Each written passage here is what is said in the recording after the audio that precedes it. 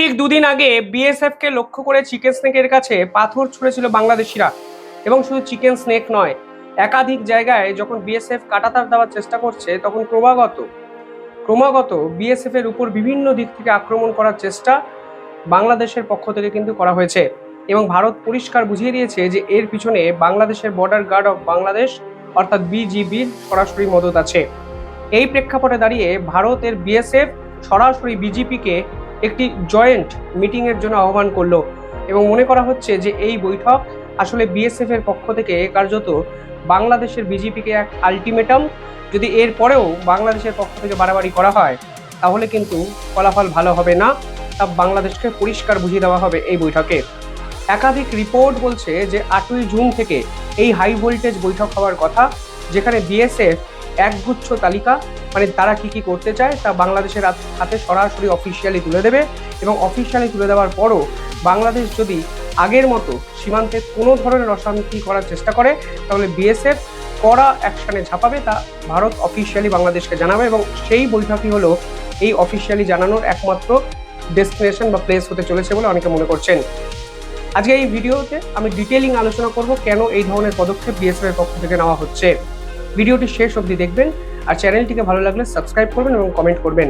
আর যারা independent জার্নালিজমকে support করতে চান তারা আমাদের পাশে দাঁড়াতে পারেন নির্দিষ্ট ইউপিআই এবং কিউআর কোডের মাধ্যমে। মূল বিষয়ে ফেরা যাক। বাংলাদেশ এবং ভারতবর্ষের মধ্যে এখন প্রধান সংঘাতের বিষয় হলো সীমান্তে কাঁটাতার দেওয়া। এই মুহূর্তে একাধিক বাধার সম্মুখীনও কিন্তু বিএসএফ এর পক্ষ থেকে হওয়া হচ্ছে, মানে তারা পাচ্ছেন। সব থেকে বড় সংঘাতের বিষয় যদি বাংলাদেশিরা হয়, যারা প্রতিনিয়ত কাঁটাতার দেওয়াকে কেন্দ্র করে অশান্তির সৃষ্টি করছে। দ্বিতীয় সংশয়ের বিষয় হলো বর্ডার এরিয়ার ডার্ক জোন। ডার্ক জোনটি কি? দেখুন, ভারত এবং বাংলাদেশের মধ্যে যে সীমান্ত আছে তার দৈর্ঘ্য কিন্তু 4,496 কিলোমিটার। এর মধ্যে একাধিক জায়গা আছে যেখানে কাঁটাতার দেওয়া কার্যত অসম্ভব। পশ্চিমবঙ্গ এবং বাংলাদেশের মধ্যে যে সীমানা আছে সেই সীমানার টোটাল দৈর্ঘ্য কিন্তু 2,217 কিলোমিটার। এর মধ্যে 1600 কিলোমিটার জায়গায় কাঁটাতার দেওয়া আছে বা হতে পারে, কিন্তু 600 কিলোমিটার জায়গা এমন আছে এখনো যেখানে কাঁটাতার দেওয়া হয়নি। এবং এই 600 কিলোমিটারের মধ্যে 175 কিলোমিটার জায়গায় কাঁটাতার দেওয়া কার্যত অসম্ভব। এখন বিএসএফ এর টেনশনের কারণ, চিন্তার কারণ কিন্তু এই ডার্ক জোনটি, যেখানে পাহাড়, নদী, জলাভূমি, এমনকি একাধিক জায়গায় বলছে সূর্যের আলো এসেও পৌঁছায় না। ফলে এই অঞ্চলগুলোকে ডার্ক জোন হিসেবে চিহ্নিত করেছে বিএসএফ। ইম্পর্টেন্ট বিষয় হলো পশ্চিমবঙ্গের এই ডার্ক জোন এমন কিছু জেলাকে কেন্দ্র করে তৈরি হয়েছে যেই জেলাগুলো আমাদের বিভিন্ন ক্ষেত্রে ন্যাশনাল সিকিউরিটির ক্ষেত্রে গুরুত্বপূর্ণ হয়ে যাচ্ছে। যেমন ধরুন মুর্শিদাবাদ, মালদা, উত্তর 24 পরগনা, দক্ষিণ 24 পরগনা, কোচবিহার ও জলপাইগুড়ি, যেখানে ভারত এবং বাংলাদেশের মধ্যে কাঁটাতার দেওয়া কার্যত অসম্ভব। এবং এই জেলাগুলোতে টোটাল যে ডার্ক জোন আছে তার দৈর্ঘ্য প্রায় 175 কিলোমিটার। এখানে নদী, জঙ্গল, বিভিন্ন ধরনের অদ্ভুত ডেমোগ্রাফির জন্য এই অঞ্চলে কিন্তু কাঁটাতার দেওয়া সম্ভব হচ্ছে না। এবার বিএসএফ এর পক্ষ থেকে পরিষ্কারভাবে বলা হচ্ছে যে এই অঞ্চলে কাঁটাতার দেওয়া না হলেও বিএসএফ এমন কিছু পরিকল্পনা করছে যা এই অঞ্চলগুলোকে সুরক্ষিত করতে পারে। এবং বাংলাদেশিরা যারা দালাল মারফত ভারতবর্ষে ঢুকে তৃণমূল আশ্রিত কিছু নেতার দ্বারা Aadhaar card, voter card, Covid vaccination certificate কিছু টাকার বিনিময়ে পেয়ে যেতেন, তারা দিনের পর দিন এই ডার্ক জোনগুলোকে কিন্তু চিহ্নিত করে এখান থেকে ভারতে ঢোকানোর চেষ্টা করেছে, যে একাধিক রিপোর্টে আমাদের সামনে এসছে। বিএসএফ এর পক্ষ থেকে নতুন যে বর্ডার প্ল্যানিং করা হয়েছে তাকে বলা হচ্ছে comprehensive integrated border management plan. এবং সেই প্ল্যানের অন্তর্গত একাধিক জায়গা এখন এই ডার্ক জোনে পড়েছে এবং ডার্ক জোন কেন্দ্র করে বিএসএফ নতুন করে প্ল্যান করছে। যদি এই অঞ্চলে কাঁটাতার দেওয়া না যায় তাহলে বিএসএফ কি করবে? প্রথমত বিএসএফ এখানে বলছে যে লেজার ওয়ার লাগাবে। দ্বিতীয়ত থার্মাল ইন্টিগ্রেট একাধিক সিস্টেম এখানে ইনস্টল করবে, অর্থাৎ থার্মাল ইমেজার ইনস্টল করবে। যদি কোনো মানুষ কাঁটাতার পেরিয়ে এই দেশে ঢোকার চেষ্টা করে তাহলে থার্মাল ইমেজ কম্পিউটারের স্ক্রিনে ধরা পড়বে এবং খুব সহজে এই অঞ্চলে যদি কোনো মানুষ বর্ডার পেরোনোর চেষ্টা করে, সীমান্ত পেরোনোর চেষ্টা করে, তাহলে ডিটেক্ট করা সম্ভব হবে। পাশাপাশি এখানে ইম্পর্টেন্ট আন্ডার ওয়াটার সেন্সার লাগানো হচ্ছে, অর্থাৎ এই অঞ্চলে যেহেতু নদী আছে ফলে নদীকে মাথায় রেখে জলের তলা দিয়ে যদি কোনো বাংলাদেশি ভারতবর্ষে ঢোকার চেষ্টা করে তাহলে এই অঞ্চলে ডিটেক্টর কিন্তু লাগানো যাচ্ছে। এবং 4 নম্বর হলো ইনফ্রারেড ক্যামেরা। এই ইনফ্রারেড ক্যামেরা গাঢ় অন্ধকারেও কিন্তু কার্যকারী হয় এবং ইনফ্রারেড ক্যামেরা এই অঞ্চলে লাগালে কাঁটাতার থাকুক বা না থাকুক, বিএসএফ সদা পর্যবেক্ষণ করে এই অঞ্চলের যে কোনো অনুপ্রবেশকারীকে কিন্তু ইজিলি আইডেন্টিফাই করতে পারবে। ইম্পর্টেন্ট বিষয় হলো, পশ্চিমবঙ্গে বিজেপি সরকার আসার পরে সীমান্তের নীতিতে আমূল পরিবর্তন হয়েছে। শুভেন্দু অধিকারী মন্ত্রিসভার প্রথম বৈঠকে বিএসএফকে জমি হস্তান্তর করা হয়েছে এবং এতদিন যে জমি লাল ফিতের জটে আটকে ছিল সেই বিষয়ে কিন্তু এখন সমস্যা মিটে গেছে। ফলে সব মিলিয়ে বিএসএফ এখানে করা অ্যাকশনে ঝাঁপাচ্ছে তা পরিষ্কার, এবং একথা মাথায় রেখেই বিজেপির সঙ্গে এই ধরনের হাই ভোল্টেজ মিটিং যা হতে চলেছে 8ই জুন। এবার এই মুহূর্তে বিএসএফ বিজেপিকে কি বলবে? বিএসএফ পরিষ্কারভাবে তাদের অফিসিয়াল নীতি বিজেপিকে জানাতে চলেছে, অর্থাৎ সীমান্তবর্তী এলাকায় যদি বাংলাদেশিরা ধরা পড়ে তাহলে কোনো আইনের আশ্রয় না নিয়ে আইন মারফতই ডিটেক্ট, ডিলিট এবং ডিপোর্ট বিএসএফ সরাসরি করে দেবে। এবং পরিষ্কার কিন্তু এখানে বিজেপিকে এই দায়িত্ব নিতে হবে, তা বিএসএফ এর পক্ষ থেকে কড়াভাবে বোঝানো হবে। পাশাপাশি লাগাতার বিএসএফ এর উপর যে হামলা হচ্ছে তারও কিন্তু আলোচনা এই মিটিংয়ে হতে চলেছে, এবং গরু পাচার এবং চোরাচালানকারী নিয়ে বিএসএফ যেরকম সমস্যার সম্মুখীন বাংলাদেশের পক্ষ থেকে হচ্ছে তারও কিন্তু একটি আলটিমেটাম দেওয়ার কথা এই মিটিংয়ে। যদি আপনারা পুরো বিষয়টিকে আজকের দিনে দাঁড়িয়ে বিশ্লেষণ করেন তাহলে বুঝবেন যে বাংলাদেশ সীমান্তে যেরকম চাপ বৃদ্ধি করেছে বিএসএফ, এই মিটিং কিন্তু সেই চাপেরই একটি এক্সটেন্ডেড পার্ট, একটি অংশ। পাশাপাশি বিজেপিকে পরিষ্কার বলে দেওয়া হবে যে আমরা অফিসিয়ালি হোল্ডিং সেন্টার তৈরি করেছি, অর্থাৎ যে অবৈধ বাংলাদেশিরা আমাদের ভারতের বিভিন্ন স্থানে ছড়িয়ে ছিটিয়ে আছে তাদেরকে ধরে হোল্ডিং সেন্টারে রাখা হচ্ছে। 1 মাস সময় দেওয়া হবে, তারপরে বিজেপিকে সিদ্ধান্ত নিতে হবে যে তারা তাদেরকে তাদের দেশে ফিরিয়ে নেবে কি নেবে না, এবং বিএসএফ পরিষ্কার বলে দেবে যদি বিজেপি ফিরিয়ে নিতে নাও চায় তাহলেও বিএসএফ এর কোনো যায় আসে না। পাশাপাশি বিজেপি এই মুহূর্তে পুশব্যাক নিয়ে কেন উদ্বিগ্ন সে তথ্য কিন্তু বিএসএফ এর পক্ষ থেকে চাওয়া হবে, যে একাধিক তথ্য রিপোর্ট আমাদের সামনে এসছে, অর্থাৎ তোমাদের নাগরিককে তোমাদেরই ফিরিয়ে নিতে হবে, কোনো চাপের কাছে ভারত মাথা নত করবে না। এবং বিএসএফ এর উপরে যদি ফের একবার লাঠি মারা, পাথর ছোড়া বা বিভিন্ন অশান্তির সৃষ্টি করা হয় তাহলে বিএসএফ কিন্তু কড়া অ্যাকশনে ঝাঁপাবে। অর্থাৎ সব মিলিয়ে আজকে একটা জিনিস পরিষ্কার হয়ে যাচ্ছে যে এই হাই ভোল্টেজ মিটিংই ভারত বাংলাদেশের ভবিষ্যৎ সম্পর্ক কোন দিকে যাচ্ছে তা কিন্তু ঠিক করে দেবে। 8ই জুন আপাতত সকলের নজরদারিতে থাকবে, তা কিন্তু পরিষ্কার। ভেস্তে গেল শুভেন্দুর পুশিন প্ল্যান, খেলা দেখালো বিজেপি।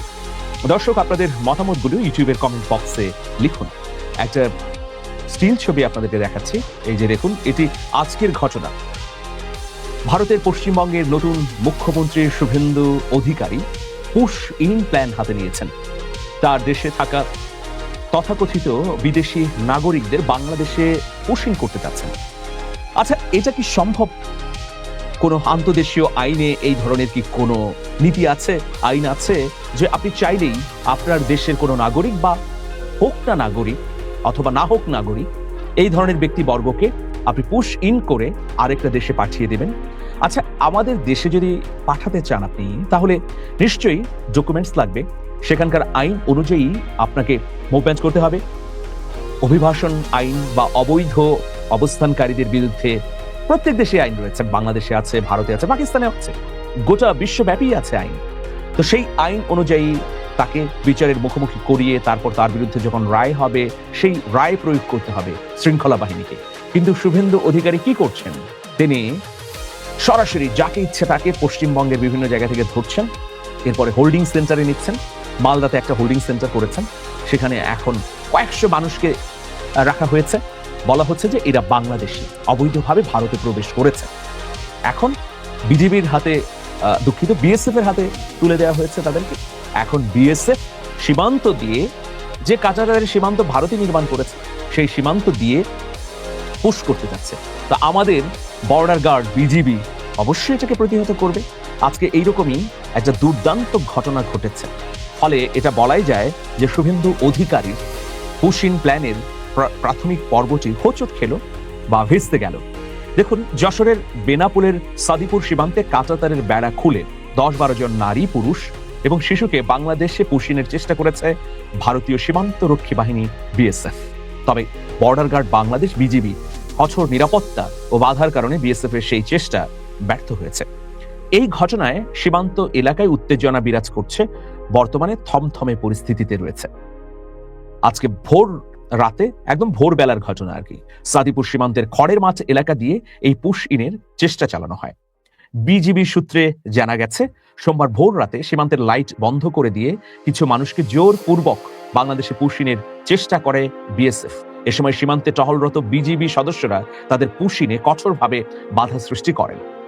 বিজিবির অনড় অবস্থানের কারণে ওইসব নারী, পুরুষ ও শিশু রাত থেকে সীমান্তের জিরো লাইনে, ভারতীয় অংশে, বাংলাদেশের ভেতর না, জিরো লাইনে আটকে রয়েছে।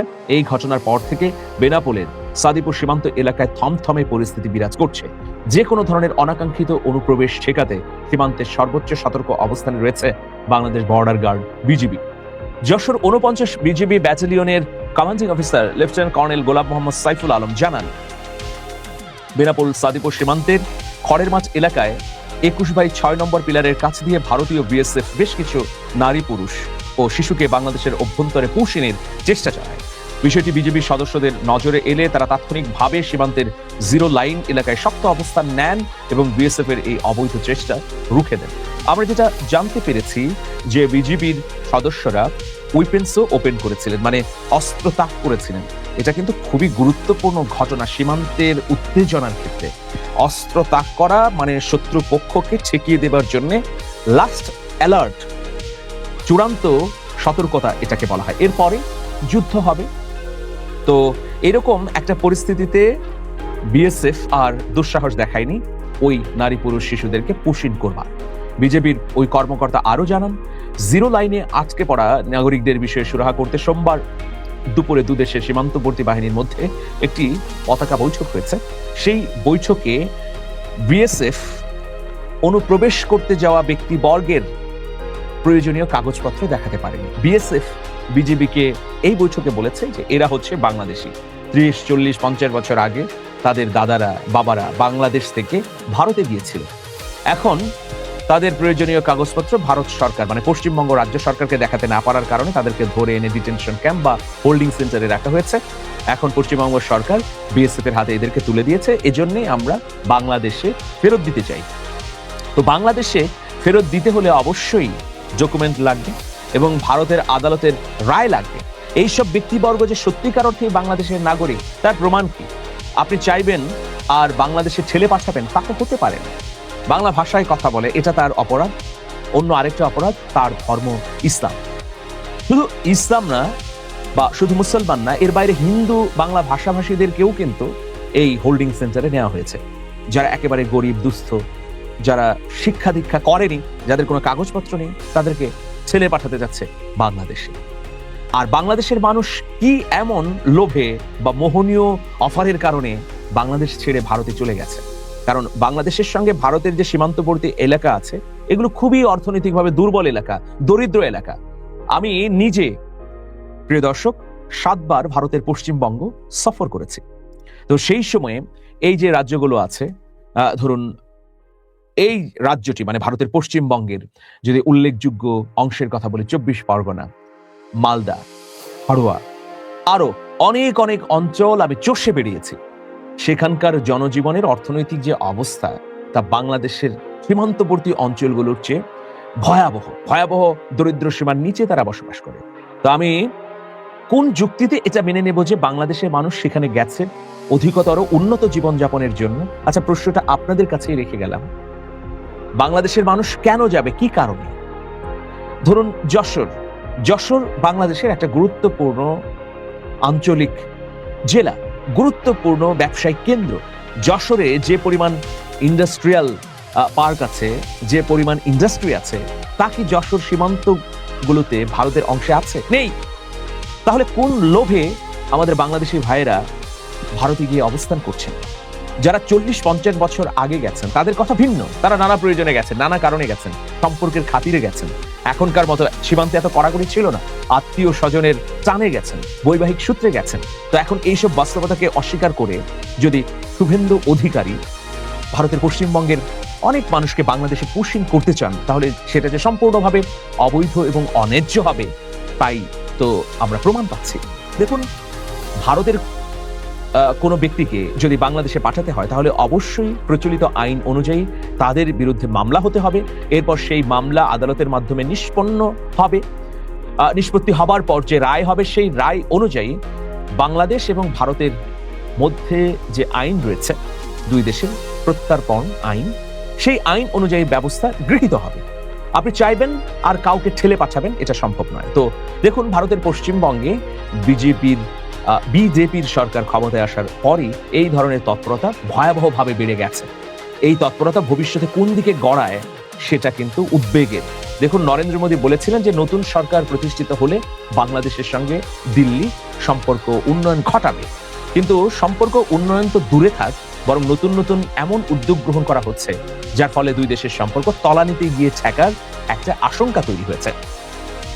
তো নিশ্চয়ই নরেন্দ্র মোদীর ডাবল ইঞ্জিনের এই রাজ্যের সরকার এই সব বিষয় জেনে বুঝেই করছে, কারণ তারা যে নীতিগুলো তৈরি করছে সম্পূর্ণ বাংলাদেশ বিরোধী নীতি।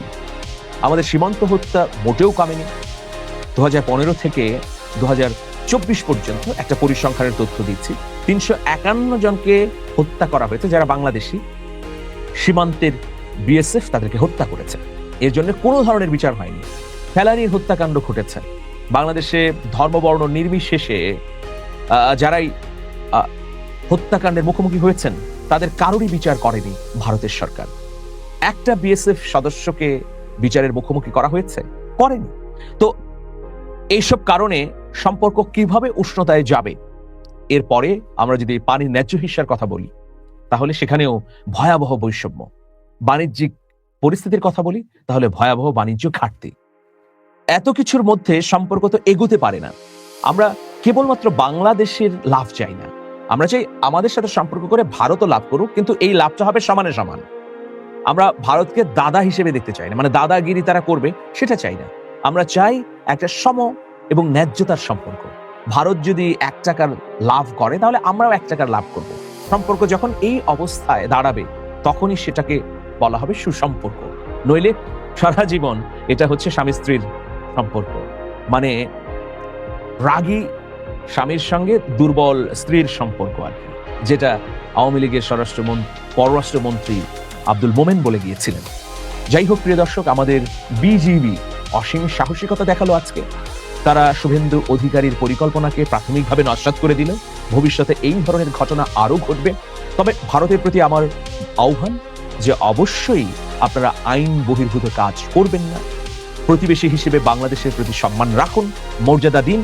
যদি কিছু করতে চান, কোনো উদ্যোগ দিতে চান, তাহলে অবশ্যই সেটা যেন উইন উইন সিচুয়েশন এবং প্রফিটের ভিত্তিতে হয়। ভালো থাকবেন, শুভেচ্ছা নিরন্তর। আল্লাহ হাফেজ।